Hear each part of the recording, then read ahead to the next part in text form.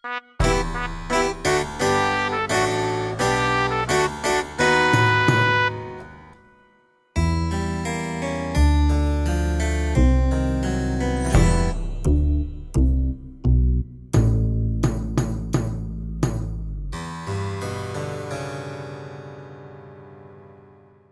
everyone. Ian Hamilton with Good Virtual Reality here, and thanks for giving us your time today. In case you're new here, you can become a subscriber at goodvirtuality.com. Many episodes of this podcast head out over email first to paid subscribers before publishing everywhere. Thank you to my founding members, paid subscribers, sponsors, and the donations I've received supporting the production of this independent journalism directly.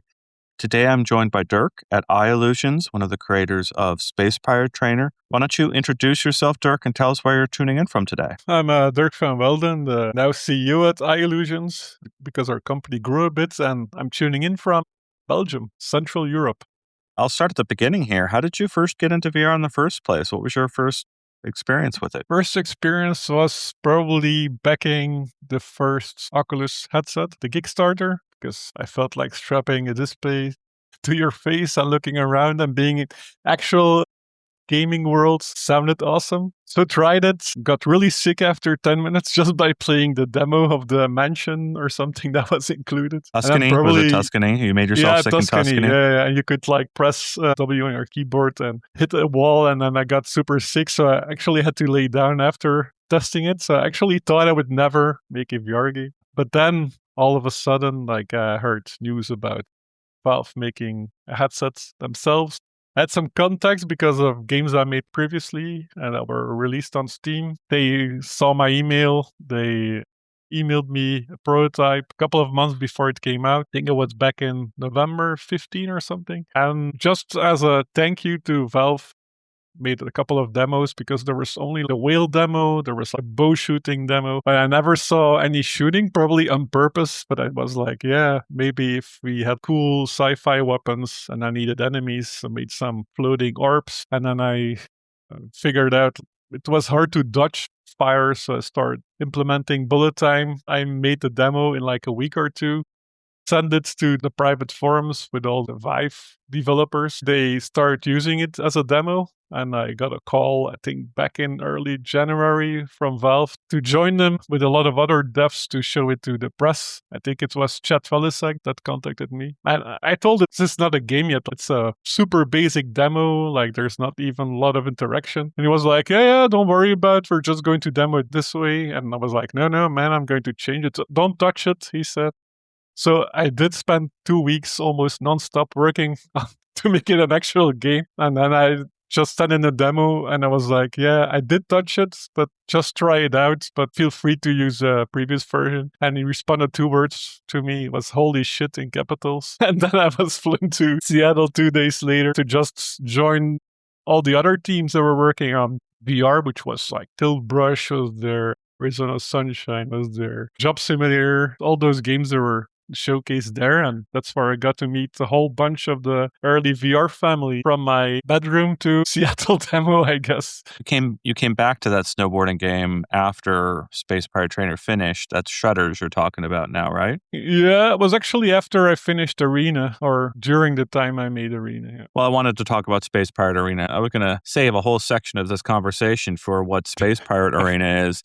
So why don't you explain for people that somehow don't know what Space Pirate Trainer is, what's in the game, and then what is Space Pirate Arena? Well, Space Pirate Trainer is actually, imagine yourself being inside of Space Invaders and Galaga. You're standing on a platform, you have a whole bunch of weapons, completely free, everything is unlocked already. There's a whole bunch of strategies and hidden things to do in the game itself, but basically it's a game where you're fighting against droids that you're shooting, and they get angrier and angrier, and there's more and more of them, and there's bosses, and it gets really, really intense. But you're inside of an arcade. That's basically it. But you're always in the same space, and there's AI moving the droids around. It's also very physical, so you'll see and feel impact on all the enemies. And a lot of time is spent into just making all of that really fluid. Space Pirate Arena, give me the journey there. When did that idea start occurring to you? What was the nugget of the idea there? The nugget of the idea was that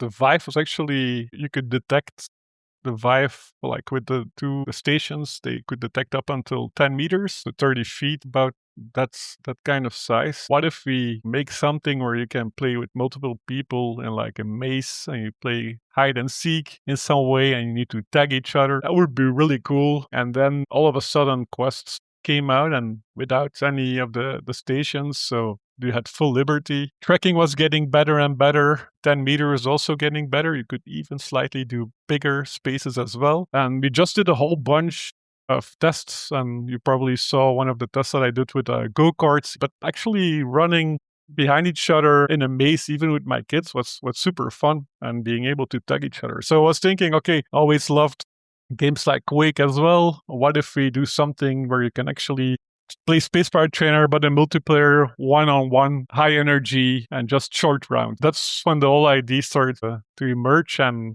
we just wanted to do it really, really well, like even with level editing in-game, even in multiplayer, so you could create your own levels and everything. So it was pretty advanced. I knew it was also very niche because not a lot of players would be able to access a 10 by 10 meter square. But then we thought like maybe headsets will have support for that in the future to play it outside. And people, instead of going to a tennis court, they will just bring their headsets, or a basketball court, they will bring their headsets and play it instantly. So setup will be great as well, because setup was horrific because there was no support for it at all. So we thought everything hardware-wise and API-wise would be way ahead by the time Space Pirate Arena came out. So we kind of decided to give it as a free update for all the users that had a Quest, because those were the ones that had the easiest access to be able to play on a 10 by 10 meter square. And so for people that took the effort to actually play it, I think for a lot of those people, it's probably one of the coolest VR moments. For us, it was sad to see that only so few people were able to do it. And it was also sad to see that hardware was not moving in that direction due to different reasons, also reasons I can't go deeper into because some of it is confidential, but we're hoping on bigger play spaces as well. And some of those things we thought they were actually on a roadmap that weren't on a roadmap anymore. I still love playing it. People that come to my office also are asking like, can I play Arena again? But it's still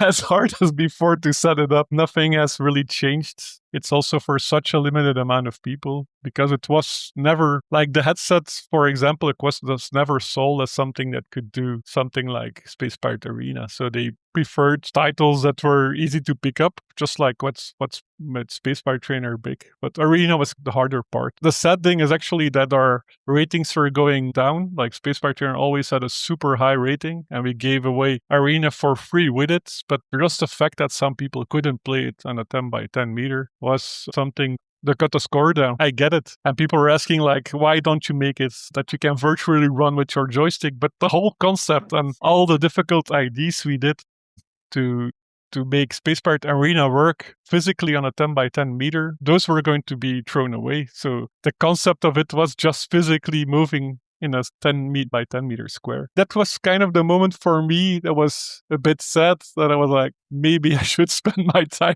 on some other stuff because I'm not sure if I can make something better in VR than Arena.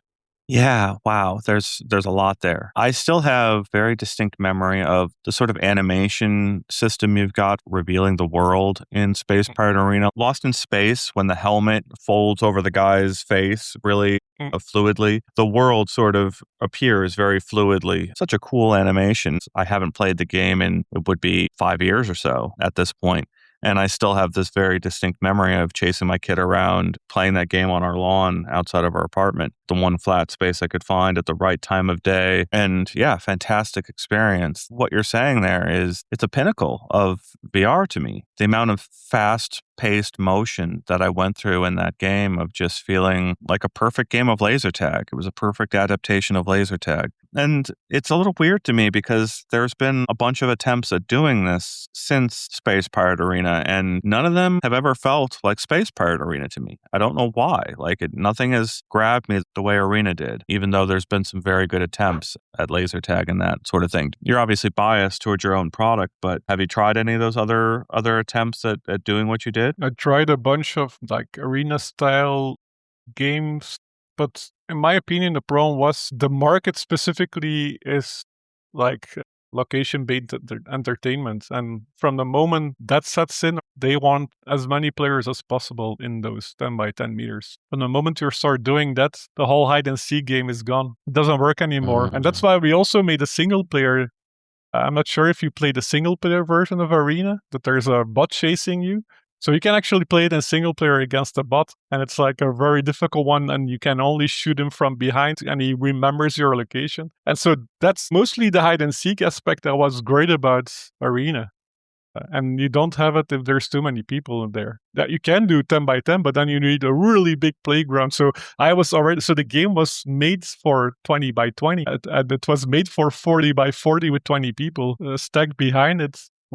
We always had in mind, okay, let's do more people, because when we recorded the videos, for example, for Arena, there was someone else walking in there and recording it as a third player, and they could sync all the other players. So I'm not sure, but I think it's mostly because the other products were mostly aimed at LBE. And then we have a whole bunch of cool projects as well that were mostly mixed reality, but that gives you the limitation of your own house. And what we could do with 10 by 10 meters, always said an empty space is the most interesting space in VR because you can do anything with it. So when I bought like my hangar, our office is partly a big empty space, and people here, there's not a lot of tech industry here. They asked me, what are you going to do with all that space? I was like, yeah, nothing needs to be empty.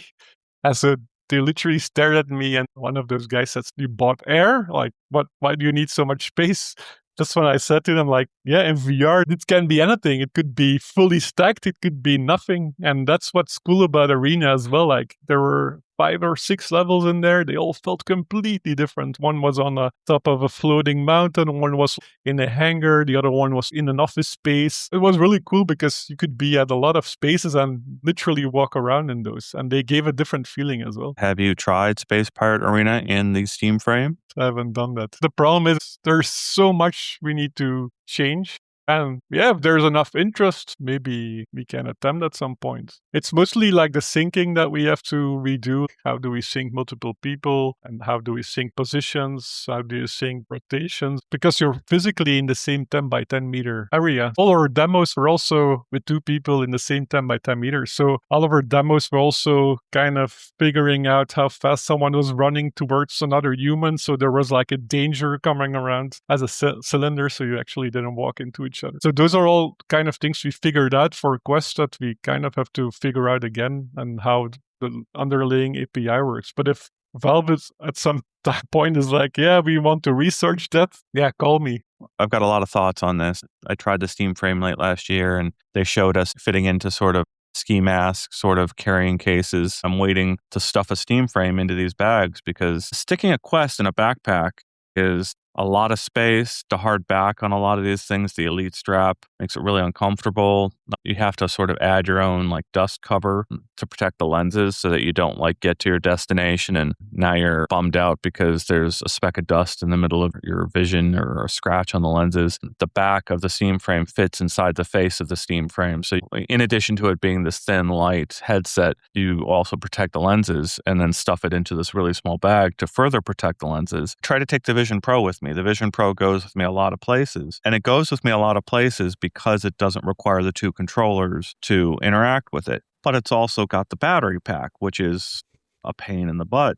So I've got this nice carrying case that sort of has a store spot for the battery pack, covers up the lenses, and I can wear it on a crossbody shoulder strap and never go on a flight without the Vision Pro. I'm very reluctant to take the Quest everywhere because of just how bulky it is and how hard it is to protect those lenses. It's front heavy if you don't do the hard strap on the things. When I saw Space Pirate Arena come out, I was so excited about the possibilities. And again, I'm still excited about the possibilities of 2 Steam frames in a bag, and then you can enjoy something incredible like Space Pirate Arena on a big open tennis court, like you said. But it does need to work straight out of the box and can't really be messing around with Wi-Fi. It'd be nice if the 2 headsets could talk to each other instead of needing to get on a Wi-Fi network. So just incredible problems to solve and a beautiful work of art that you made out there. My heart aches a little bit as you were recapping the 10-year history.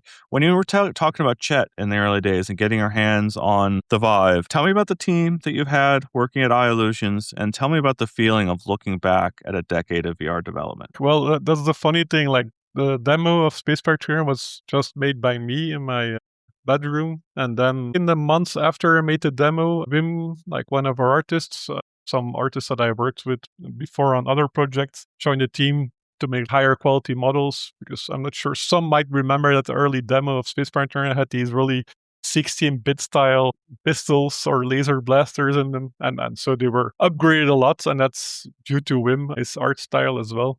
So he worked a lot with me. I did all the animations and some of the shaders, and he was doing all the painting and all the models. And then when I had to fly to Seattle, Chet told me, bring 2 of your colleagues. And I was like, yeah, but I it's just me.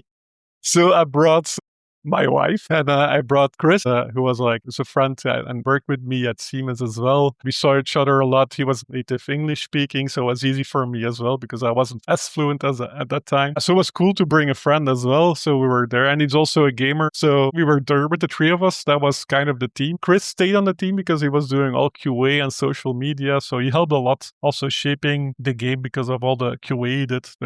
Just VR titles, especially at that time, it needed so much testing. So he helped a lot with that. And then Wim was continuously making new models and making the game better, and like creating, for example, the mothership, like the final boss in there. So that was a team until, I think, almost 1.0. I know there was someone else as well, another good friend of mine I worked with on previous project. He was doing all the platform integrations, Tim.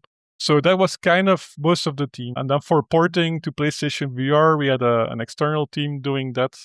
And then just the team grew with Arena, became way bigger. One of the also biggest ones behind the project next to me was Patrick Hackett from Tiltbrush. So he did a lot of work on Arena as well. Gosh, that makes my heart ache more. Tiltbrush, when they open sourced Tiltbrush, I remember one of them, it might have been Patrick, said, this isn't the end, this is immortality, was the way they worded the sort of open sourcing of Tiltbrush. And that was such a beautiful sentiment that has turned out to be true, because I see Tiltbrush living on in all sorts of software everywhere. I remember hearing a little bit from both of you of just, we want to build something cool, and you built something cool. But how do you feel about its sort of reach? Is there any anger or frustration that it hasn't been able to reach more people? Or not really anger. I think more of a bit disappointed, I guess. Meta also supported development, and we're grateful for that as well. But we were just expecting way more iterations on the hardware and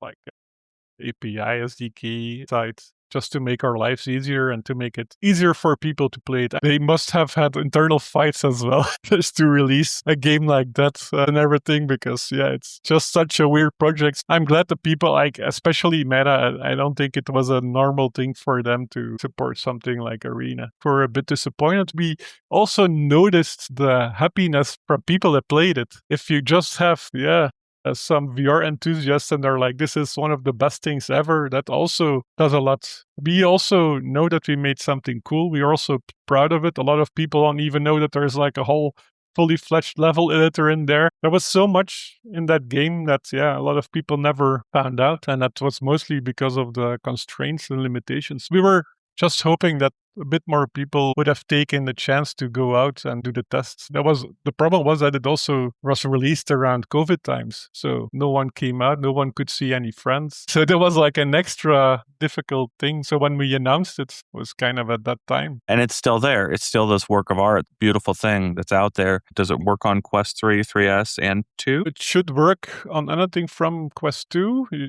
just need some by 10 meter space. So which is kind of hard because you have to draw at the edges. You also have to, I know previously it was like that, maybe not anymore, but you have to boot your headset in the middle because the maximum guardian is actually from the center. And you can play it by yourself as well. So that's the only thing, 30 by 30, 33 feet, 32 feet, I'm not sure. But it's 10 by 10 meters, that's the maximum guardian. If you have that, it's perfect because you kind of need, I think it's like if you want to start Arena, It actually states get your 10 by 10 meters. And if you come close to it, like 95% to a 10 by 10 meters, you can already play it. So but that's kind of it. You need an open space. And yeah, the problem is also outdoor and headsets. I know people were waiting for like a hazy or a cloudy day to play it outside, which is also not beneficial to the amount of people that can play it. That's something that I would have thought that was already solved by now, like playing outside. Those kind of things made it really difficult. So many things to think about there, so many decisions, product decisions. Meta obviously built this product that ended up being geared around mixed reality. They ended up gearing the platform itself for children, 10-year-olds. They built safety controls to let parents manage the experience of their kids. And still today, it feels like they're shuffling around the operating system right in front of us to make it kind of a pain to use the headset, much less on your side, develop for the headset. Incredibly difficult. I guess one thing maybe that's interesting, Space Pirate Arena was actually first built on the Vive. So we had the wireless systems. We were using those. The problem was with those base stations, if you were running like in each other's lines, there was no tracking anymore, so we couldn't do it. So with the inside-out tracking of Quest, that was kind of the first time we could fully leverage the technology that we made for Arena. So just as a side note. Does it use both controllers? You got the shield and the gun type thing going on? There's a temporary shield. It only lasts for like 3 seconds, so it's the energy goes down. So you can't constantly walk around with your shield, but it's really necessary, the shield. But it's too small to cover your whole body. Just to be clear for people that might have heard of like Spatial Ops out there from Resolution Games, that's a game very much trying to do the same thing as Space Pirate Arena. But I noticed you also spent a lot of work on performance over the years. Space Pirate Trainer usually runs really well on most of the systems that I've ever tried it on. Is that a lot of years of optimization? And was there a lot of work there to optimize the game and always make it perform at frame rate? Yeah, I think the biggest step we took was making it run together with Microsoft on an integrated chipset. Okay, that was a very big push. And so I flew to Redmond and worked with some engineers at Microsoft to make it run super fast. And then, we optimized a lot, like on the CPU side, on the GPU side, we came up with a whole bunch of ideas to make it run super fast. All of those have been used as well to make it run smoothly on the first Quest, which was also pretty heavy. PSVR, we did a lot of optimization on CPU there, so that was also stuff we could carry it with us. And then, once it was running on the standard Quest, we just upped quality and frame rate with every generation. And Space Pirate itself, we actually added a whole bunch of optimizations on the PC side as well. But it was always running at like the min spec at that time, which was, I think, a 970 or something. The min spec for VR at the 90 FPS back then. Going back there to the start and talking about that min spec and running at 90 FPS, very quickly there, we're talking about 2016 or so, people got pretty sick of the idea of there being wave shooters and zombie wave shooters. They were like, VR does not need another wave shooter. VR does not need another zombie wave shooter. And there's Space Pirate Trainer out there where you're plodding along and building updates and adding the boss fight and really fine-tuning everything. Did you watch that happen in front of you? I always thought of like Space Pirate Trainer as like the exception to the rule. Like this game is polished, runs extremely well on a wide range of systems, and it just became sort of an easy recommendation to say, hey, I'd like to compete for a high score in Space Pirate Trainer with you because I know you can run it on your system because you've done that so support. That's not true of a lot of games that came after you. Did you see that happen from your side? And were those mistakes being made by other devs, not sort of widely supporting and optimizing on PC? Well, I think the mistake was that people wanted to copy things that are successful. So when Space Pirate Trainer released, I think there was only one other wave shooter. And it was like the zombie one. I'm not sure how. Brookhaven experiment. Yeah, Brookhaven. And then there was like some previews of some games, but I think people thought it was something easy to make because you have like one environment, and I made it with multiple environments. Look, we have a wave shooter with multiple environments, but the core idea of Space Pirate Trainer was just interaction, how it felt, and we actually concentrated on just the feeling and the details. And a lot of people just probably thought that wasn't like, they just wanted more content, I guess, instead of the couple of drones that we only had, because I think we have only 8 variations of them. I spent most of the time coding their behavior, not the amount of droids that we have. I think that's, yeah. I get that people were tired of it, and some people thought it was like the same thing, or it's with more guns, but that doesn't mean that it's better, of course. Space Pirate Trainer was something that was definitely something that people wanted at that time, something simple. You could put their headset on and they could start playing. And a lot of people asked me, why haven't you made Space Pirate Trainer 2? And I had the same thing, like, people, what Space Pirate Trainer gives you, like, it can still give you. It doesn't need a second version or something that looks a bit better or whatever. It already had the purpose, and it did it for a whole time. And in the whole lifetime of quests, still a lot of new people came to the headset. I was so happy that people played Space Pirate Trainer or Job Simulator or Beat Saber or something where people were standing still instead of the really high quality walk around games. Because to this day, I still get a lot of people that don't want to try VR and don't want to try VR again because the first experience they had was on a roller coaster or even Gorilla Tag, which I know a lot of kids love it, and it's cool that it's so social, but a lot of people can stand that for more than a couple of minutes. And the problem is, the more those games are being played, the more that was showcased to people that want to buy a headset, and the more people that got sick and are like, yeah, I'm not trying VR anymore. So it served its purpose at that time, and that's also the reason why I'm not making a Space Pirate Trainer 2, because I'm not making a stationary wave shooter again. It served its purpose. Can you say how many copies you sold in total across all the releases? Across everything, would probably around 1 million copies. Wow. 1 million copies. That's a significant number when you add up all the different things. When you look back at this decade of VR and the way Microsoft, for instance, folded on VR very quickly there, what do you think has been the mistake? Why has it been so hard to make a robust market here? What has gone wrong? It's hard. You need quality titles. I think what Valve was doing was right. They took really interesting titles, some not even AAA production. They didn't care about that. It was mainly about the experience itself. They made their AAA title, which is called Alex, which is still kind of the benchmark. And it kind of ruined a whole bunch of other games that came the years after on Quest. Alex was just way better in a lot of ways. I think what kind of like when the store became a bit more mobile, like lower prices, smaller products, the whole Horizon thing.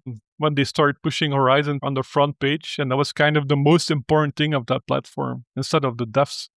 I think a whole bunch of devs felt that. I felt it even in my sale. I think sales were halved or like 30% of my usual sales from that time. So it did a lot, and they were still supporting because there's a lot of great people at Meta as well that tried supporting us in every way possible. But a lot of devs felt that. They also felt a bit ignored due to that, and there was less risks being taken in making a big VR title, because you've also felt that making a big VR title with a new IP or even like a second version of a game didn't mean there were going to be more players. I don't think the amount of content was a problem. It's more the amount of players and the type of players, because you were getting more and more also 10-year-olds in the systems, and they were not going to spend a lot of money in the game. And usually the 10-year-olds played it because they were picking it up by their dads that didn't play their headsets anymore. I think the demography of VR just kind of changed. I still know, like, until last year, I still know kids that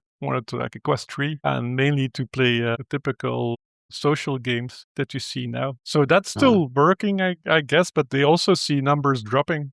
I'm not sure what the secret sauce is. I just know that like when the Vive came out, it was clear which games you needed to play, which games had high quality, and it kind of felt like a new world where like with quests and all the new games that were coming out, it was hard to find the real gems. And you have some really cool stuff coming out there as well. A Forefront, like a Battlefield in VR and all those kind of games. It's cool what they're doing, but it's also kind of hard to find the right titles to play. I guess even now there's a whole bunch of cool games coming out, but I'm aware of it because I have friends in VR. But if I wouldn't be in that space, it would be super hard to find the jewels and the nice titles there. Before we wrap up here, are you going to continue working in VR? And how do you think about that as you're developing? Like, you build shredders for flat screens, and is shredders going to be Steam Frame verified? Steam Deck verified. for Shredders, currently it's 95% of our income. Like Shredder is big, he did really well. 14 people on that project now are working on the future of Shredders as well, because we felt a lot of people loved it. And it was also always a dream to make something like a snowboarding game. But it's not like I'm still following VR, and whenever something new comes out in hardware, I'm definitely excited to test everything. And something like the Steam frame also kind of implies that it's gaming focused, and that even brings my attention even more. I still love the medium. Hopefully we'll see like a new generation of devs popping up on the Steam frame as well. Yeah, I talked to a dev who's got the most wishlisted VR game on Steam. Game's called Project Mix, where you're a bartender in sort of a anime mature universe, and that person has found an audience for that type of game. There's a lot of people waiting to play that, and they were a teenager when the first set of headsets came out, and so they've been on this journey and they're building what they want to build, and they're finding an audience that's out there, and it's not the Horizon Worlds audience that Meta sort of built for. So I'm very hopeful that we're going to see smarter games developed on better budgets that make more sense with teams like yourself that are very experienced. It's really interesting to hear 14 people at Shredders and, just this couple people that have ever been touching Space Pirate Trainer. It's tough to know that that's the market. You had to play your cards right and get the right kind of funding deals to get the kind of team behind Shredders and get in the right places. And then you're obviously able to access the market that's available to you. I'll play Shredder's flat screen on Steam Frame too, right? Like I'm a Steam Deck up at the ceiling is going to be nicer than craning my neck forward on the Steam Deck. We did try a VR version, by the way, and we found some ways to maybe do it in the future, but it's also something that's heavily movement related, so we had to do some tricks to make it work. The funny thing is that Space Pirate Trainer is actually the game that funded Shredders. So a VR game funded a multi-platform console title that was on Game Pass. And I want you to come back, right? I want Shredders now to fund. Did you ever explore DLC for Space Pirate Trainer? Was that ever a possibility rather than a sequel? Yeah, but the DLC was actually Arena as well. We did do a bunch of updates on Space Pirate Trainer. But yeah, I think if I would do something, it would be something new, something fresh, I guess. And also something that works with the current audience. If you had to think of one single memory in VR, favorite moment of presence where you really felt there and loved your experience, what would it be? That would be actually at Valve when we did the demos. It was the first time I played Budget Cuts, and there's a moment in Budget Cuts where you're on top of a room and there's like a hole in the ceiling, and you're actually on the ceiling, and so you shoot your teleportation device. But actually I wanted to see where I want to shoot it, so I looked into the hole and I decided to put my head through the hole, which is obviously not a hole but a floor. And that's when I realized, oh man, this is so good.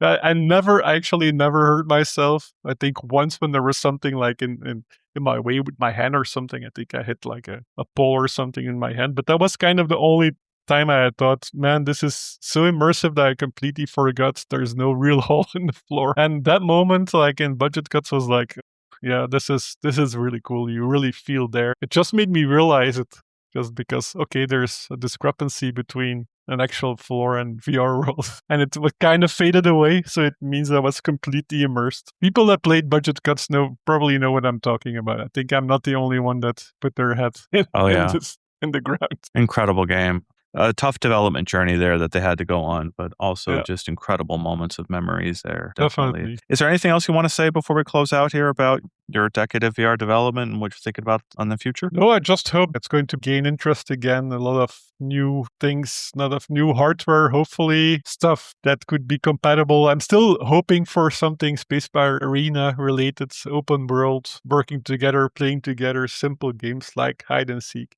So yeah, I just hope for that. Hope for the best for VR. It's amazing. It's an amazing medium. It's normal that it goes with phases. So it needed a phase like this just to go to the next one. So I love that. That's a great quote to end off on there. I almost feel like Meta tried to shove VR into a shape that it didn't want to go. And that's what the last few years was really teaching us as painful as the AI apocalypse has been for component prices, I'm going to hurt when I see the price of the Steam frame. There's going to be a lot of people hurting with the fact that it's so hard to get components for that device, but it still feels like the right trade-offs. And I think the audience that they're going to bring back to headsets there is hopefully going to be an injection back into some devs. I'll be booting Space Pirate Trainer up on the Steam frame as soon as I possibly can. And I can't wait for that moment. So thank you for the time, Dirk, and we'll talk to you in the future. Thank you, man. Great talking to you. Bye.